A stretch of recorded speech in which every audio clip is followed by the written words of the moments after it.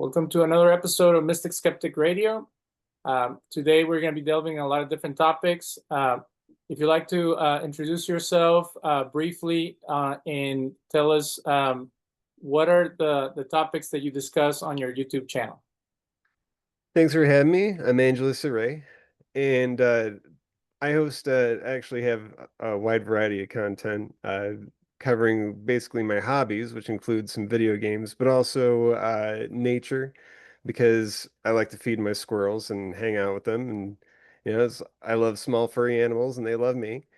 And I also discuss my military experience, and I also discover some of the revelations basically from that experience. And I try to give commentary and context to a lot of what I see going on in the world based off of the experiences that I've had. So tell us a little bit about your background. How did you grow up? What were the things that drove you to join the military? And how was your perspective changed with time or radically as you had these major situations, especially being abroad? So growing up, it was pretty much a like a Southern Baptist household. I was baptized in my teens, saved by Jesus and all that. And I don't reject any of that, but at the same time, I would say that I'm not a participant in the church anymore. But get back to that later.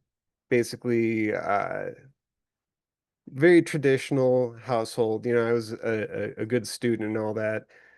And I ended up after 9/11, basically I was a student to become a bartender and then became a bartender, and then after seeing this all on TV, basically, I ended up shifting away from bartending and even real estate brokerage into joining the Army in 2005. And I joined as an air assault infantryman. I joined specifically as an infantryman, and then they sent me to the 101st after training.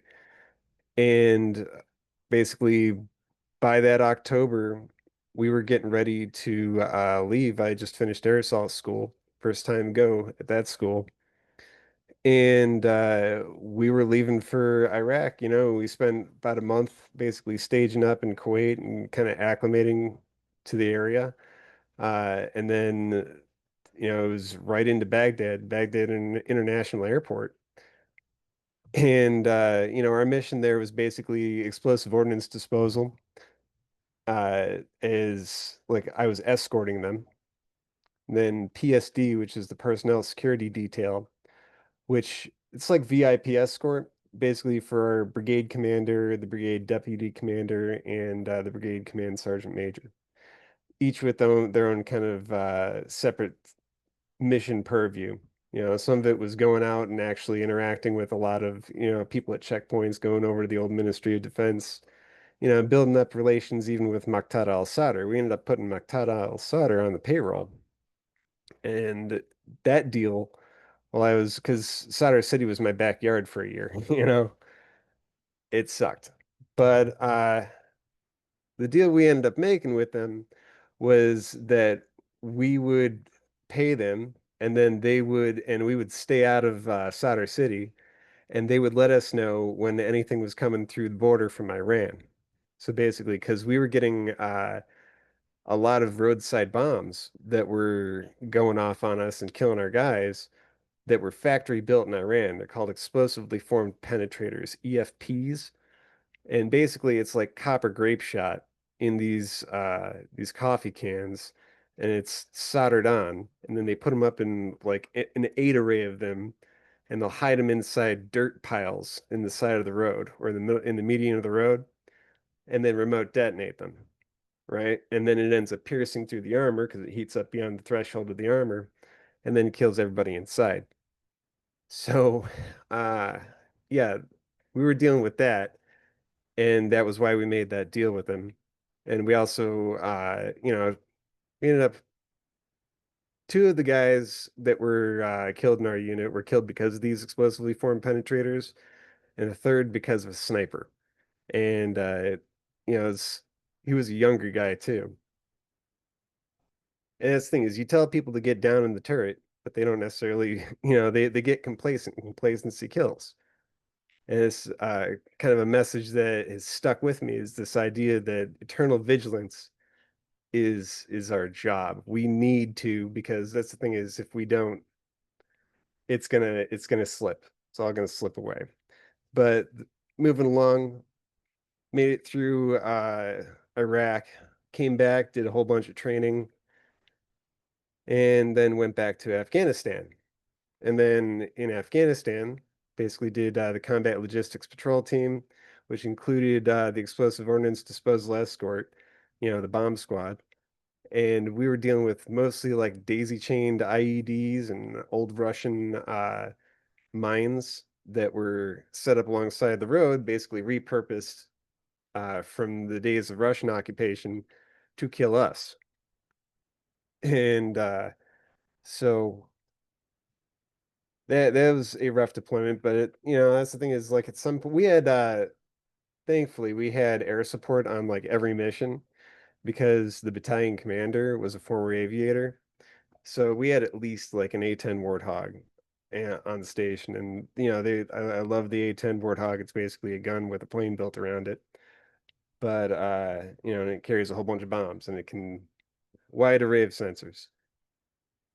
But when I got out, that's the thing is like after that deployment, I had about a year left, and then I got out and I used my post 9/11 GI Bill, all right, and I went to college in my hometown. And I started studying, lots of STEM things like chemistry, biology, and geology, and also getting all of my gen eds out of the way, like the math and the writing composition and stuff.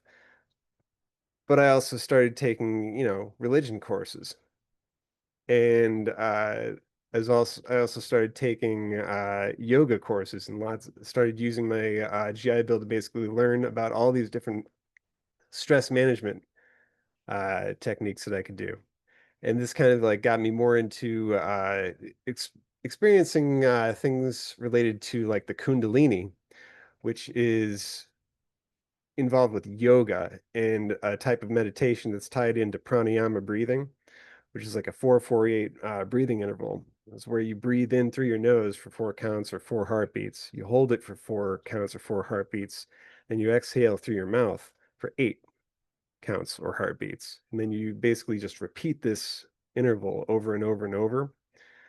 And it helps you get into a meditative state. And if you pair this with something like, say, the isochronic tones or binaural beats, if you've heard any of that, it's basically you use that in order to aid your meditation. So it's frequency assisted meditation.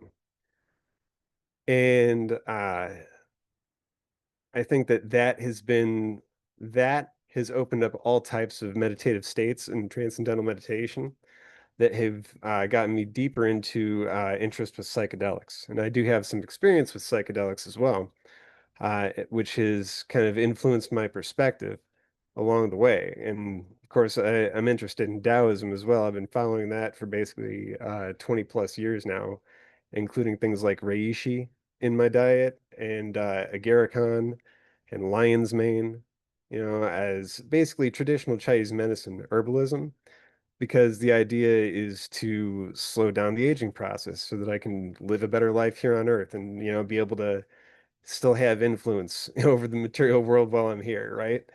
Uh, just simply living longer and living better. And because the idea is there's a whole lot of lore that you end up getting into with lots of religions, where you're going off the beaten path and you're going into the weeds. And I think that you don't have to swallow the whole enchilada to find nutrition in it, you know?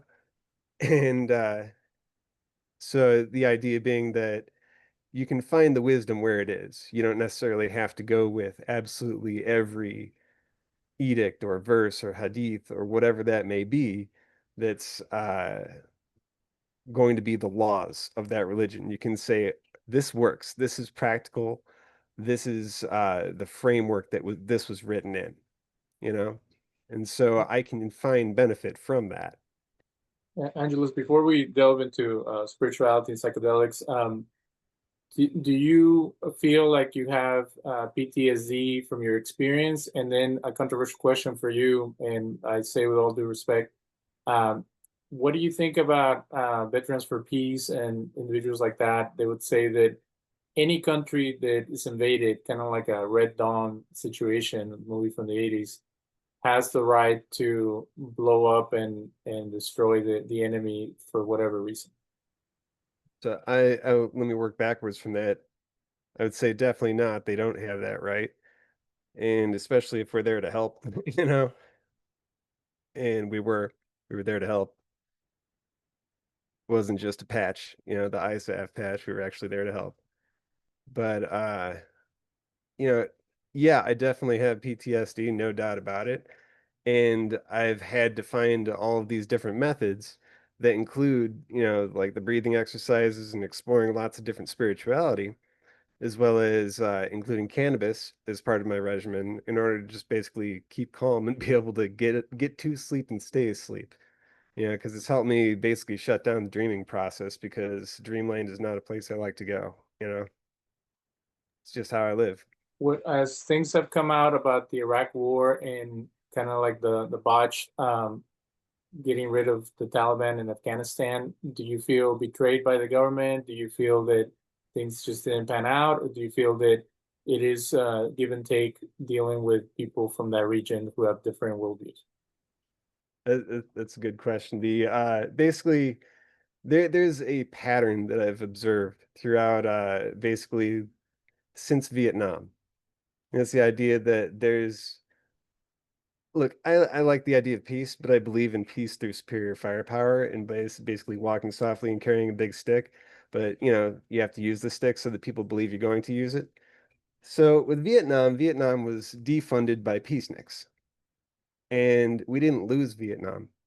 All right. And so it was for political rather than strategic reasons that these decisions were made. So this was true in Vietnam, and the same is true in Iraq, and the same is true in Afghanistan, each and every time. And I think that seeing that pattern and seeing that in context kind of clears it up. So no, I don't feel betrayed by my government because I see who is at the reins at the time when these decisions were made and why they were made. So after 20 years of conquering Afghanistan and trying to tame the very extremist groups there, do you think that that should have been kept on being funded, just ongoing forever? Well, not forever. No, I think that the nature of the mission and the rules of engagement needed to change severely because nation building isn't what we should have been doing. It sounded good on paper, but when you go to war, you go to war. You're not there to make buddies. You're not there to rebuild. You're there to make examples. After 9/11, when I joined the army, it was to punish the enemy responsible for 9/11.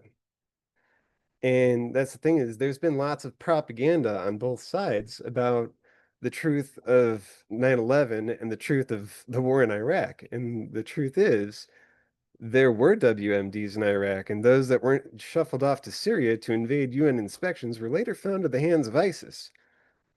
And that is reality.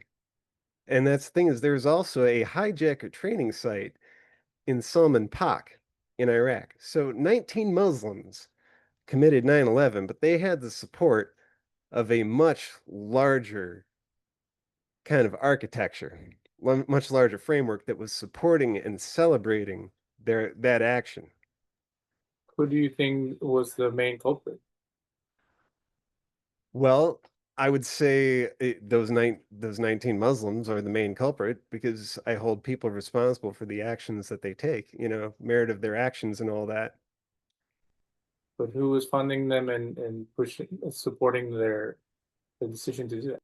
Oh, so you have you basically that's already been established that it's the Saudi government.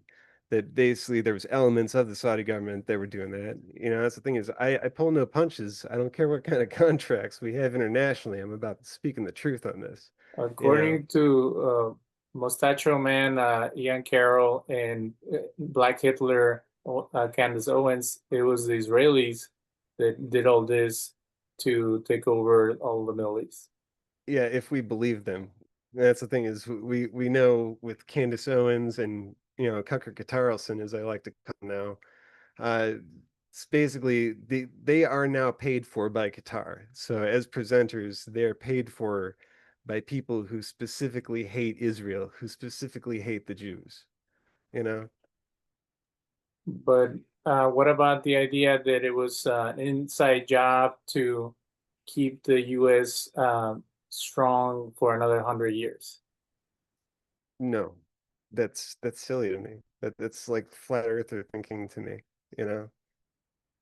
What about Cheney orchestrating or at least allowing for these perpetrators to do that and then using it as an excuse to try to break up the Middle East like the British did? Yeah, I don't know about all that. That's the thing is, it seems to me more when you look at the map and you see the progression that we started basically setting footholds in. You have Afghanistan, you have Iraq, and then in the middle, what do you have? Iran, right? And who has been the consistent fund funder of state terrorism, state funder of terrorism for like ever? Iran. When we talk about Hezbollah, when we talk about Hamas, they're feeding at the same trough. Iran. What about, like you said, the Saudis, Qatar, all these other groups, the Lebanese government allowing Hezbollah to stick around? Do they all work together with Iran, or are they fighting against each other? And what's the benefit for the Saudis to bring the US down when they own a lot of our debt and they have a lot of investments here? Well, it's interesting that you bring up the debt because the debt isn't what most people think it is in terms of personal household debt versus federal echelon debt.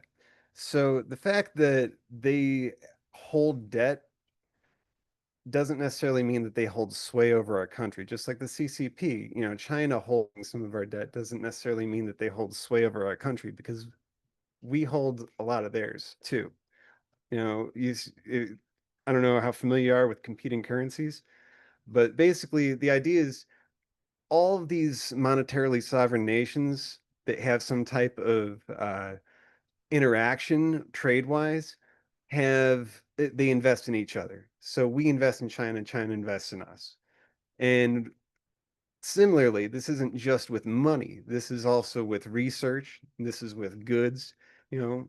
So I mean, as simple as, the pencil, like Milton Friedman bringing up the pencil. It takes a whole lot of pieces worldwide to bring this all together, this one simple thing that's so common to us. So I'm not anti global trade, or anything like that. And that's the thing is, I know that that's kind of a trope amongst what people perceive to be far right, which I definitely am not. Like I said, I'm a moderate. How would you describe being a moderate? To me, a moderate means that basically I put America first and I'm compassionate and empathetic to Americans, first and foremost, as well as the world. But I understand that, our sovereignty matters. I don't have any issue with people loving other adults, you know, consensually. So I don't have an issue with cannabis users. I don't have an issue with psychedelic users. But I have an issue with fentanyl floating in. And I have an issue with our kids dying from it. I have an issue with people who don't actually belong here ending up being able to take from our services. So to me, there's a lot of balance in terms of I have compassion, but I also have reason, you know? Okay, so together we're going to take the liberal test. And this is something that was posted by a famous person. And I want to see how you feel about each point. Okay.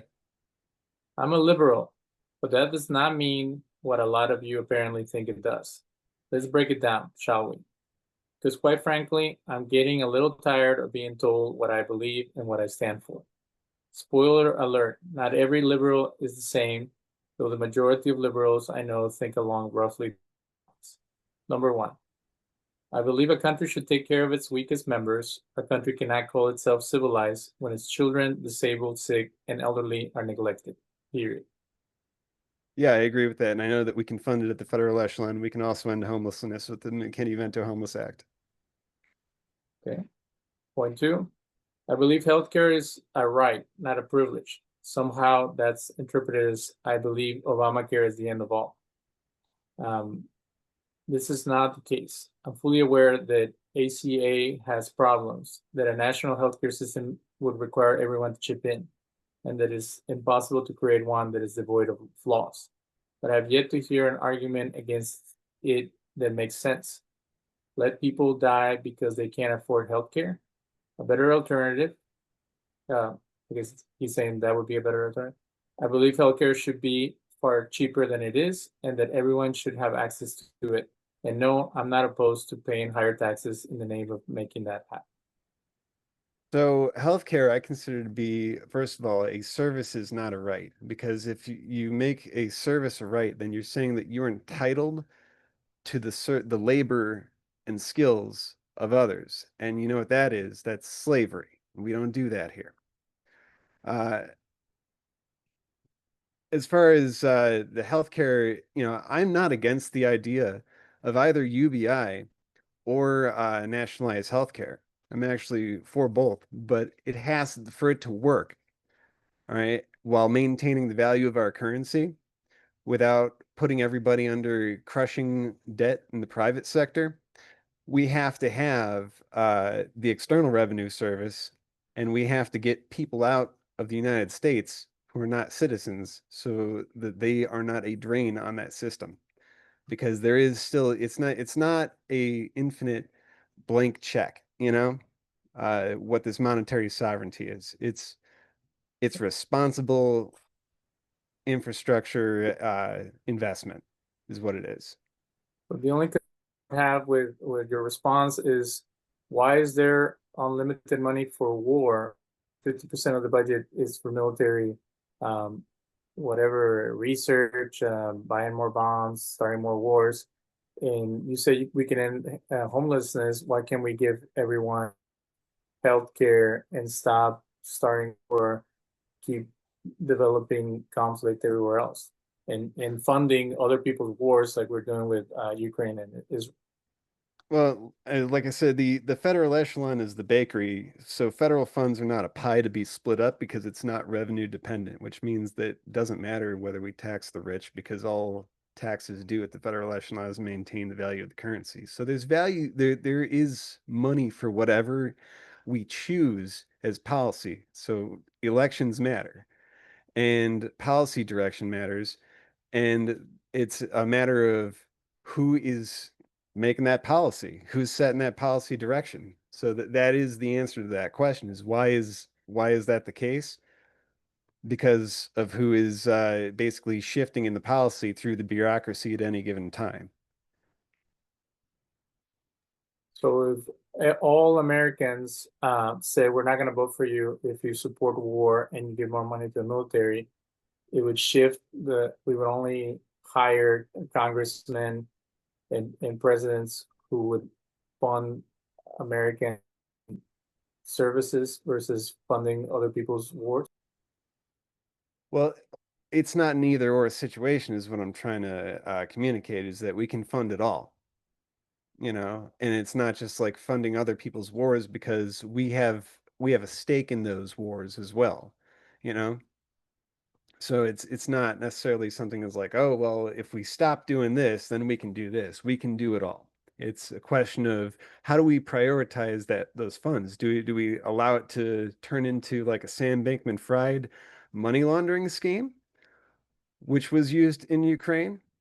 We know about that. Basically, Yeah, got it. so basically the short of it is this guy Sam Bankman-Fried helped the DNC as well as members of the Republican Party. So this was a bipartisan effort to basically engage in industrial grade money laundering using a crypto scam that was disguised as a do-gooder kind of crypto pyramid scheme. And there's a whole bunch of aid that was shifted through that. And Sam Bankman-Fried is now in jail for that. I knew he was taking advantage of crypto investors, but I didn't know the government was involved. Yeah. Yeah, just like with USAID. And with USAID getting shut down now, you see all of these basically what are effectively propaganda outlets getting shut down because they lost their funding. It's not just a matter of, oh, they don't meet with our company policy or our company culture anymore. It's the money's dried up. So number three from this celebrity is, I believe education should be affordable. It doesn't necessarily have to be free, though it works in other countries. So I'm mystified as to why it cannot work in the US. But at the end of the day, there is no excuse for students graduating college saddled with 5 or 6 figure debt. I think that degrees should be purposeful. I think that if you're gonna, be a forever student who just keeps racking up debt in a degree path that has no end to it, you need to be responsible for that. And I think that it is incumbent on any student who is about to take out a very large loan that can't be dispelled through bankruptcy, to investigate what is the ROI on this degree path.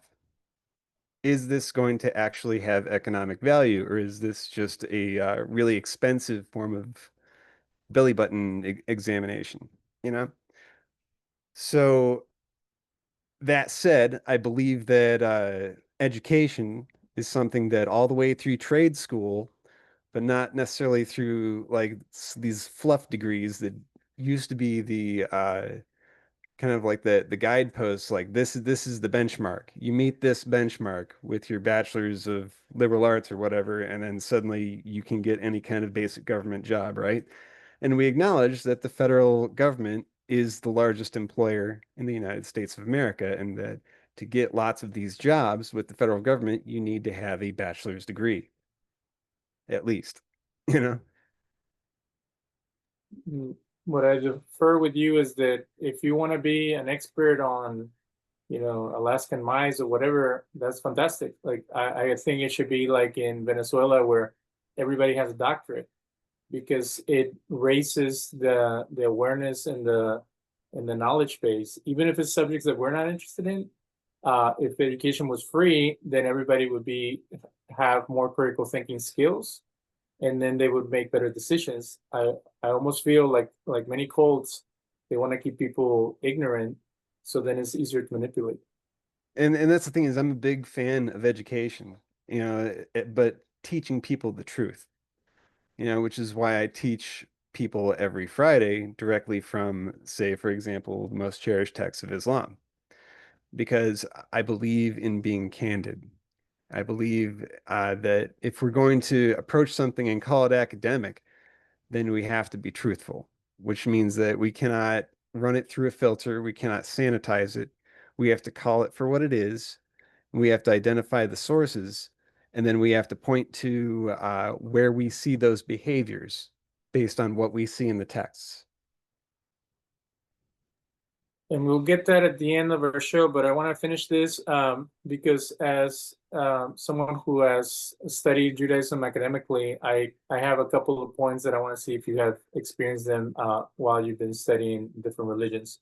Uh-huh. Number four, I don't believe your money should be taken from you and given to people who don't want to work. I have literally never encountered anyone who believes this, ever. I just have a massive moral problem with a society where a handful of people can possess the majority of the wealth, while there are people literally starving to death, freezing to death, or dying because they can't afford to go to the doctor. Fair wages, lower housing costs, universal health care, affordable education, and the wealthy actually paying their share would go a long way towards alleviating this. Somehow believing that makes me a communist. Well, it depends how far you go with that. And that's the thing is, a communist, if we're going to go by the Communist Manifesto, probably the three big takeaways from the Communist Manifesto is that it's the abolition of private property rights, it's the abolition of individual agency, and it's the abolition of the family. And those are probably the biggest three takeaways from the Communist Manifesto. So Or if it's, sorry to interrupt. I've met several Russian people who grew up in that environment, mhm. and family was an institution. Like people get married and have kids as part of their duty to their nation. So where did you get the idea that you're not supposed to have a family? From the Communist Manifesto. And that's the thing is, it's in the Communist Manifesto. And the thing is, just because they have families doesn't mean that they have any kind of sovereignty over their families. So it's basically state ownership of everybody. It is the enslavement of a nation. It's just done at a scale that some people may not notice, especially if that's all they ever know. I would be fascinated to go further into what you have learned about communism through your studies. I laugh when I read this guy's stuff because I wish there was a database where it showed you how all the celebrities are full of crap. Hmm. Because I was a big fan of Bono, uh, Madonna, and people like that when I was a kid. And then you find out that as much as they claim that they want to help the poor and they want to, bring a better situation for people in Africa and stuff like that, then you Hmm. find out that they all have bank accounts in the Caribbean and they're avoiding paying taxes. So they're so self-righteous and ridiculous that they go around preaching and beating people over the head with this, civility, economic redistribution or even, paying reparations, and they won't Hmm. lift a finger unless it's a cause that they're interested in, and then they'll start a foundation or whatever. But they do a lot of what I consider criminal tax evasion and get away with it because they have the attorneys and the accountants to help them do that. Their generosity is definitely performative, no doubt about that. I would say as far as the tax evasion, though, listen, our founding fathers were tax evasion masters. They were not big fans of taxes. And the thing is, at the federal echelon, taxes haven't actually funded anything since 1971 in our monetarily sovereign nation with global hegemony. So I'm not I'm not just aghast when someone isn't necessarily paying their federal taxes um, because of this understanding. At the same time, I understand that taxes are used to maintain the value of the currency. So as far as the tax evasion part, t it doesn't really mean much to me, you know? So number five is I don't throw around. I'm willing to pay higher taxes lightly. If I'm suggesting something that involves paying more, well, it's because I'm fine with paying my share as long as I actually am going to sometimes something besides lining corporate pockets or bombing other countries while Americans die without health care. When you're a multi-billionaire, you can say this kind of stuff, and I'll give away the guy who wrote this in a minute. Um, I believe companies should be required to pay their employees a decent livable wage. Somehow, this is always interpreted as me wanting burger flippers to be able to afford a penthouse apartment or in a Mercedes. What it actually means is that no one should have to work three full-time jobs just to keep their head above water. Restaurant service should not have to rely on tips.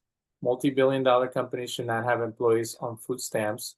Workers shouldn't have to work themselves into the ground just to barely make ends meet.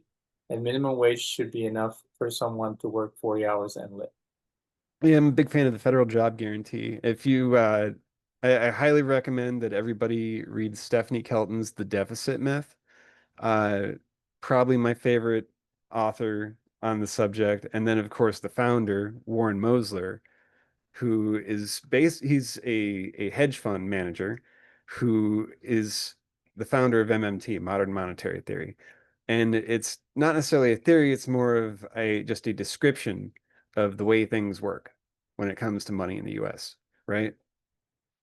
And which is contrary to what you're going to see coming out of, say, lots of libertarians and Austrian economist fanboys who are going to be more focused on trying to bring back the gold standard and the way things were before 1971, right? What happened And in 1971 to bring this about?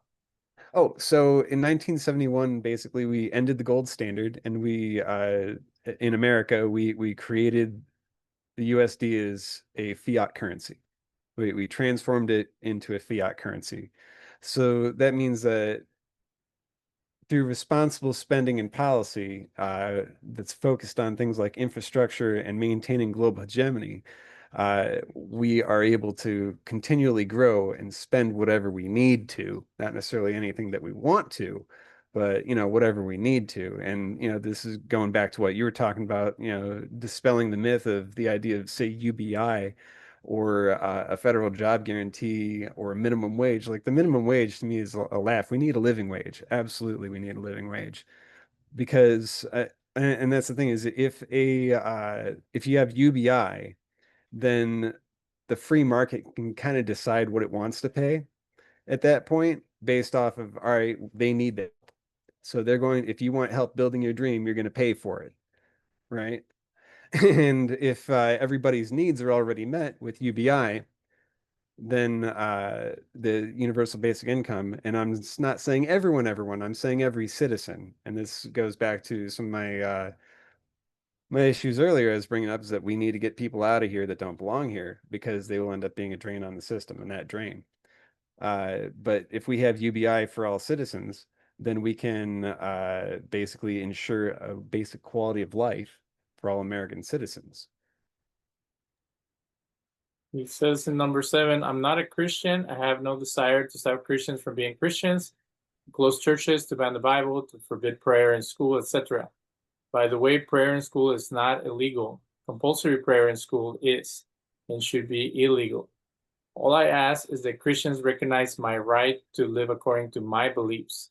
When I get pissed off that a politician is trying to legislate scripture into law, I'm not offended by Christianity.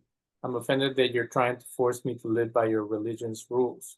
You know how you get really upset at the thought of Muslims imposing Sharia on you?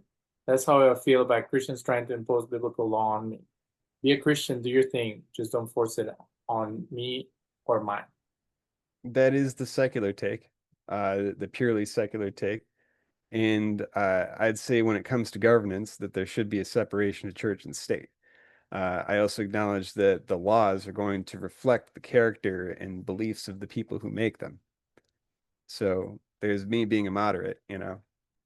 But in Texas and in other places that they have what I would call the Christian Taliban, that uh, they're imposing no abortion for any reason, or even a fetal demise or anything like that can be seen as ending a human life. They are also trying to legislate morality and things like that. Like, don't you see that there is an overreach? And of course, Christians are going to have a bigger hegemony than other groups, but now it's Mhm. becoming like their will is being imposed on others because of what they vow.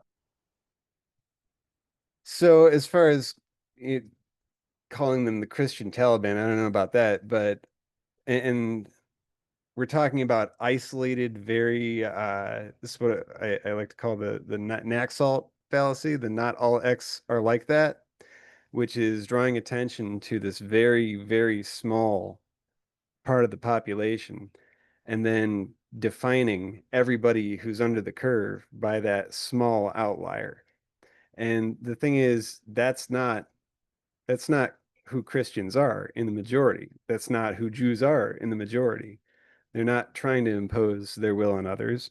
And at the same time, they're also not going to let Planned Parenthood turn basically their services into a murder factory.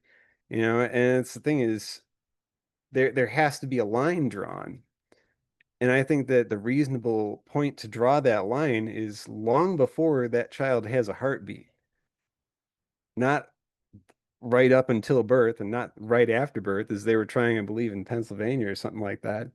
I mean, it's absurd that that would even be proposed.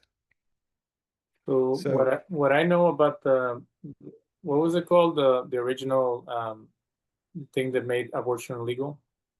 Roe Uh, v. Wade, it what I, was, yeah, Roe v. Wade, and it was legislation from the bench, so it was done incorrectly in terms of the way law is supposed to be made. I have heard that, but what I heard, and I heard the hearings for it on Democracy Now! Was they were scientifically trying to show where does a child become able to survive without, major interventions, or when does a human being become viable?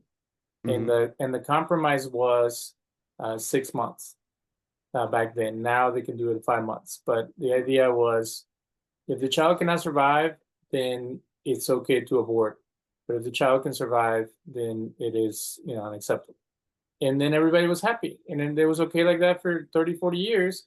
And then they come and they say, never mind. That to me is a problem. Like, it's not taking consideration different ideas and trying to work something out. Well, I mean, I don't think that everyone was happy, otherwise there wouldn't have been pushback. And that's the thing is there was an understanding that this was how it was, but there wasn't an understanding that pushback was even possible. Because I I think that as we go back in time, people were far more intrinsically compliant with the government. Uh, and that's despite everything that happened with COVID. I would say people just kind of went along with it. And just like we heard nothing but political correctness and climate change in the 90s, but you heard before that, and that's the thing, it was global warming in the 90s, was global cooling what in the 70s, and it's all really just solar cycles, you know? Okay, no, number 8 is, I don't believe LGBT people should have more rights than you. I just believe they should have the same rights as you. Does that resonate with you?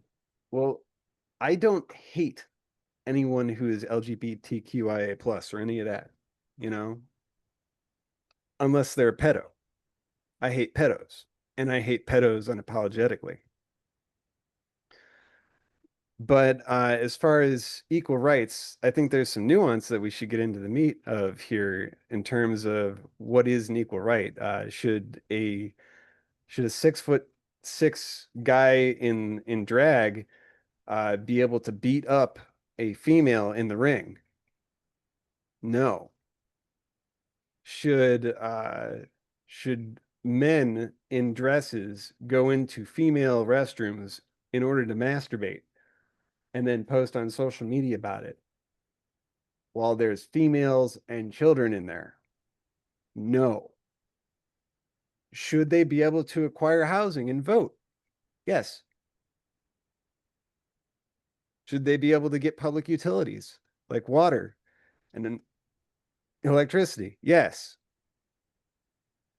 Should they be able to have interactions with private businesses that will may or may not give them a service?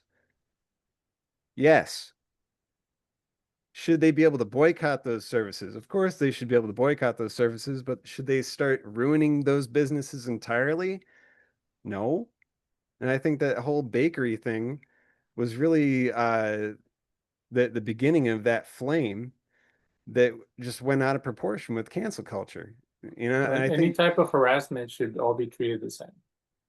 I think that you have to have priorities and you have to understand who it is you're up against. You know, if it's someone who wants you dead, then harassing them, I guess, doesn't mean that much. But if it's someone who just won't bake you a cake, or that's not harassment, it's like harassing the business is harassment for not baking the cake.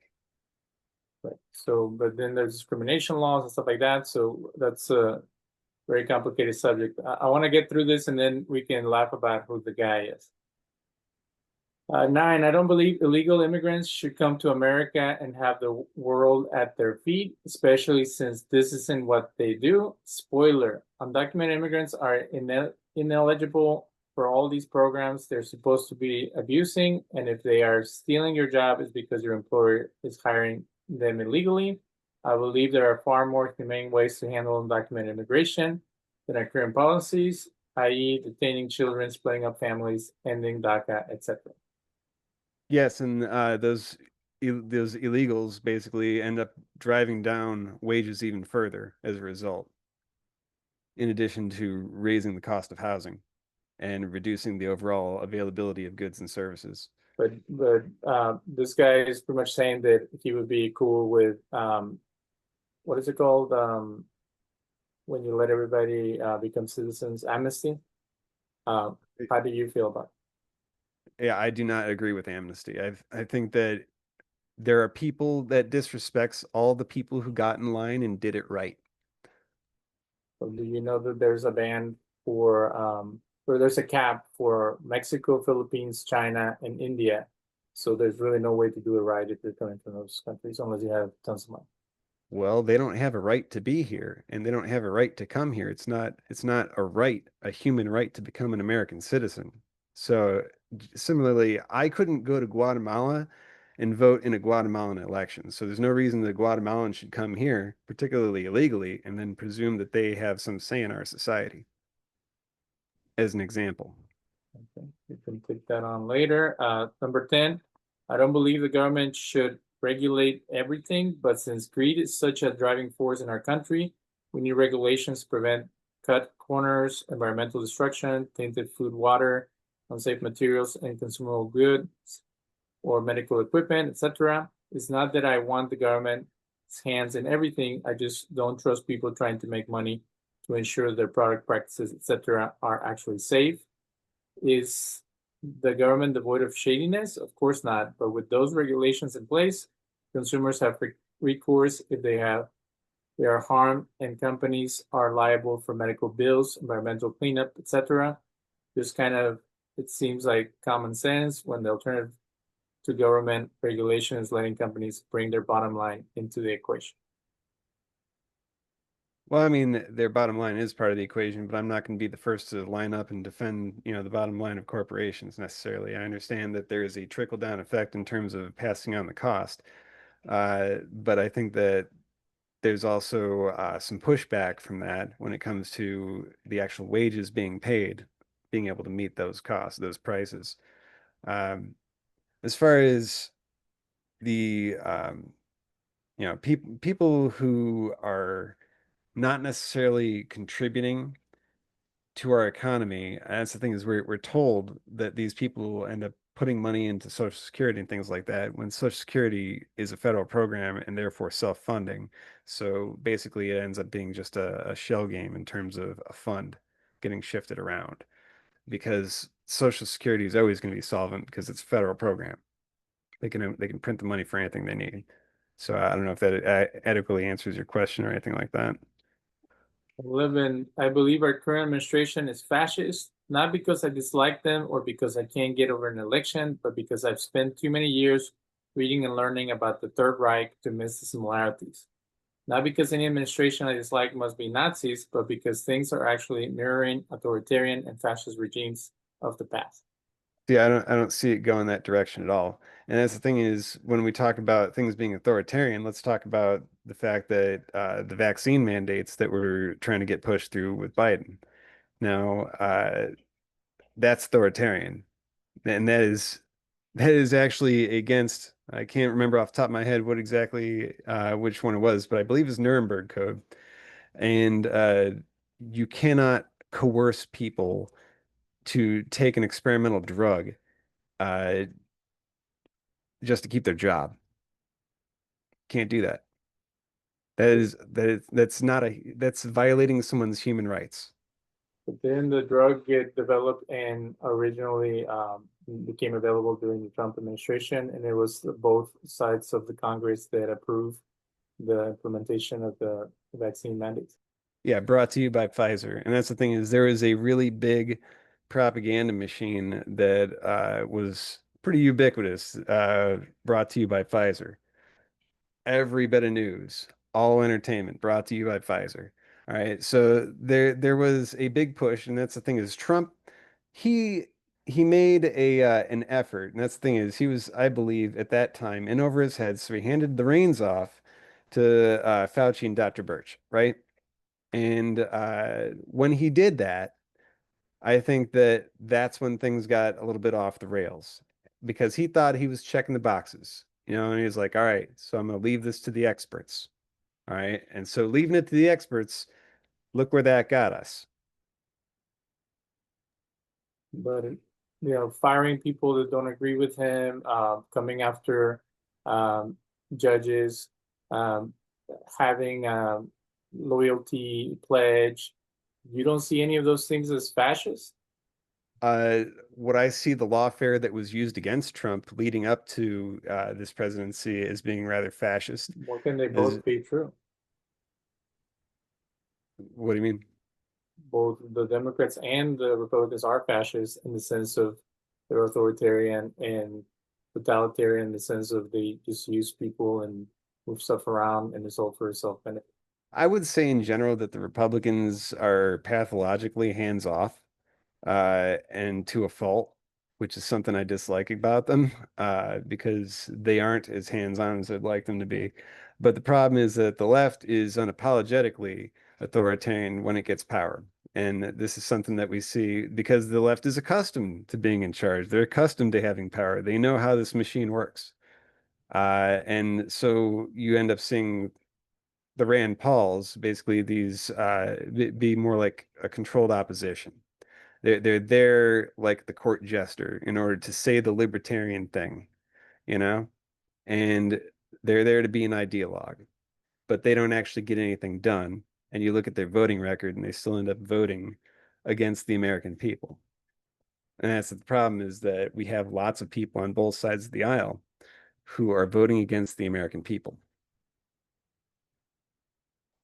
We have 10 minutes left, so we're trying to get through this. 12, Hmm. believe the systemic racism and misogyny in our society is much more worse than many people think and desperately needs to be addressed, which means those with privilege, white, straight, male, economic, etc., need to start listening. And even if you don't like what you're hearing, so we can start dismantling everything that is causing people to be marginal. So, Nonsense. sorry, I was laughing because he's a white guy. He's like the typical 1950s white guy, and I wish he would do the one thing that I did during a call with a bunch of alternative folks. I said, until you deal with racism within yourself, like in the sense of my family has held these prejudicial beliefs, or Hmm. I've had hatred in my heart towards my brother. You're never gonna get past anything. So if you say, you fellow white man, get with it, take care of those people over there, you've already lost any credibility because now you are the self-righteous white guy who understands the poor marginalized people, which is kind of weird. You see, I take some issue with this nonsense that somehow the white male, the straight white male is somehow the devil, And the thing is, racism is bad. Let's get that clear. All right? Judging people by immutable characteristics, well, what's the point of that? If you want to hate someone, there are good reasons to hate people in this life, and immutable characteristics are not it. And that's what racism is. However, there are far worse things to be in this life than a racist. If we're going to put this in perspective, let's look at the spectrum of bad things you can be. You could be a murderer. You could be a rapist. You could be a pedophile. You could be part of a demographic that is pathologically like this. And that's way worse than being a racist who's maybe critical of it. Now, if we're talking about a race, versus a culture, I think that's what we need to differentiate. And there's always outliers and everything. So part of being racist in my eyes is to say those people over there are so pure and so beautiful. And so, romanticizing another group and fetishizing them is a form of racism in my eyes, because we're all human. And I, and it does. You're not dealing with the inner issue that people need to. I Um, don't think it's a problem, to be honest. so I don't think that, fetishizing a group of people, for example, say, for example, if you're a straight white male who is really into Asian females, for example, you like what you like. yeah, that's not. You don't need to explain yourself, Yeah, for your preferences. that wasn't what I was saying. We could talk about it later. 13, I'm not interested in coming after your blessed guns, nor anyone serving in government, but I'm interested in the enforcement of present laws and enacting new common sense gun regulations. Got another opinion? Put it in your page, not mine. Disagree because red flag laws are a pretext to confiscation, as are any type of list or registry, which are unconstitutional and unacceptable. 2A is abundantly clear about shall not be infringed. We the Okay. people are the militia, and that's well defined and expounded upon by the founding fathers in their commentaries on 2A. So there's no confusion about who the militia is. 14, I believe in so-called political correctness. I prefer to think of it as social politeness. If I call you Chuck and you say you prefer to be called Charles, I'll call you Charles. It's the polite thing to do. Not because everyone's a delicate snowflake, but because, as Maya Angelou put it, when we know better, we do better. When someone tells you a term or a phrase is more accurate, less hurtful than the one you're using, you know, now you know better. So why not do better? How does it hurt you to not hurt another person? We have free speech, not compelled speech, and I'm not going to compromise it. Yeah, free speech, not compelled speech. Okay. 15, I believe in founding sustainable energy, including funding sustainable energy, including offering education to people currently working in coal or oil so they can change jobs. There are too many sustainable options available for us to continue with coal and oil. Sorry, billionaires, maybe try investing in something else. I believe in all of the above approach when it comes to energy. I'm personally a big fan of nuclear, as we know that it has the highest energy density of any available energy source. So, and it's cleaner and more advanced than it has ever been. And we have other options like thorium, which can basically eat the plutonium, which is the nuclear waste of previous generations of reactors. So we have models that were invented by Oak Ridge National Laboratory that long ago that can actually be formulated to eat nuclear waste.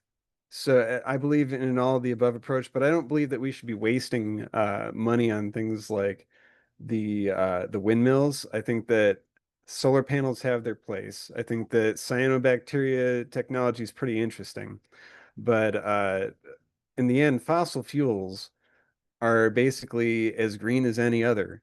It's just a question of how do we filter the emissions and do we bother? And I'm for filtering those emissions. I don't believe that we should be pounding smog into our communities with our kids. And I don't believe that any kind of mill or any kind of farm should have any kind of chemical runoff that's going to negatively impact the community. There's a degree of responsibility that we all have. Okay. 16, I believe that women should not be treated as separate class of human. They should be paid the same as men who do the same work, should have the same rights as men, and should be free from abuse. Why on earth shouldn't they be? The wage gap is myth. So, and it's been illegal to pay a man and a woman a different amount for the same amount of work. So, and the reason it's a myth is, and has been debunked as one, is because that there's different typical life changes and life choices that are made based on simple biology. Okay, and then his last comment, and we'll end with that, and we'll have you on the show in the future to discuss spirituality and psychedelics. Yeah. I think that about covers it. Bottom line is that I am a liberal because I think we should take care of each other. That doesn't mean you should work 80 hours a week so your lazy neighbor can get all your money. It just means I don't believe there is any scenario in which preventable suffering is an acceptable outcome as long as money is safe. I mean, that's pretty reasonable position, and it's a basic description of empathy right there, right? Okay, so has anybody accused you of being a proud boy or someone who has been disdained or dismissed in society? I Anyone? have So this is funny. I've been called a Nazi, which I am not a National Socialist, and I am not a fan of people who tried to wipe out the Jews and the Gypsies. It's like I have, like I said, Jewish ancestry and Roma Gypsy ancestry in my line. So it's like Hitler was trying to kill me twice over. You know, not a fan of them. But Not in, a of all the 19 things that we did with 16 things with Ron Howard, the guy from the 50s from what is it, the Andy Griffith show with his daughter who's a director as well. There was only 4 or 5 things that you disagreed like foundationally with. Everything else was stuff we can discuss, right? Mhm. So that's my issue. My issue is that we just write people off, that we're not willing to have dialogue. And you and I might have agree on 10 things, and then there's 4 or 5 things that we have completely different perspective, but that doesn't take away from your humanity, your ability to, like you're saying, having compassion and empathy for others. You have Mhm. your boundaries, and I have mine. So that's what I hope that we can do in the show, is that we can build bridges and we can understand each other, and we can go Mhm. further into my conversation with Veterans for Peace, and you can tell me how you feel about some of the things they said. But overall, we just want to understand each other, and we can agree to disagree and still love this country and try to do what's best for everyone. Right on. Okay, brother. Well, thank you for participating in our show. You want to give people your YouTube channel so they can follow you and listen to your stuff? Yeah, absolutely. So my YouTube channel, that's going to be at PFZHT. That's psht in its pronunciation. I know it's a little bit silly, but the name that you can look up also is Angelus Irae. Uh, Angelus Irae, Angel of Wrath, basically, it's Latin. And I'm on Twitch and Rumble as well. I do the live Kutba, that's the live streams on Twitch every Friday, and then I export the VODs to Rumble and YouTube. And it's Angelus Array on Rumble as well. Wonderful. Have a good night. Thank you so much for participating, and we'll be talking to you soon. Thanks for having me.